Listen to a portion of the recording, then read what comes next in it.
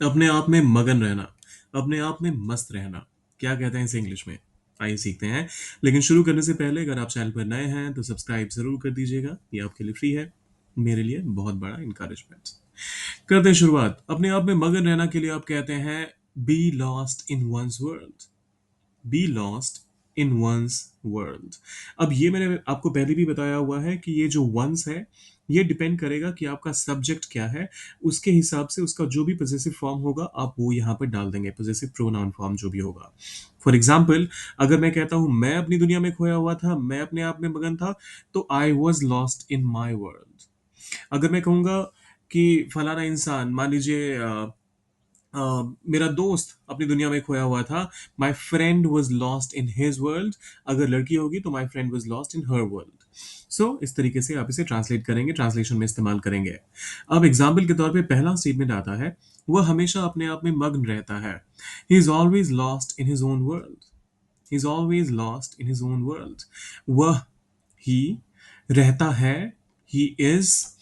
और देखिए यहाँ पर रहने के लिए लिव का इस्तेमाल नहीं करेंगे, क्योंकि lost in his own world का मतलब ही होता है कि दुनिया में मगन रहना।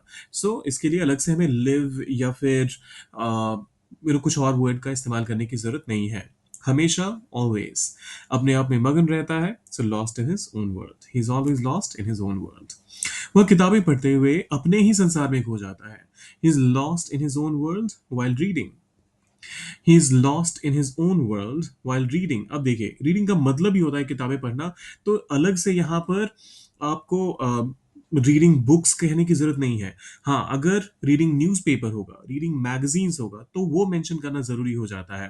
फॉर एग्जाम्पल, अगर आप कहते हैं ही ड्रिंक्स अ लॉट, तो आपको ये कहने की जरूरत नहीं है कि ही ड्रिंक्स एल्कोहल अ लॉट, क्योंकि ड्रिंक का मतलब ही परसीव ऐसा किया जाता है कि मतलब वो कोई इंसान शराब पीता है, अल्कोहलिक बेवरेजेस जो होते हैं उनका ज्यादा सेवन करता है। तो इसी तरीके से रीड करने का मतलब ही किताबें पढ़ने से होता है। He is lost in his own world while reading. फिर आता है कभी कभी अपने आप में मग्न रहना अच्छा होता है। Sometimes it is good to be lost in your own world. Sometimes it is good to be lost in your own world.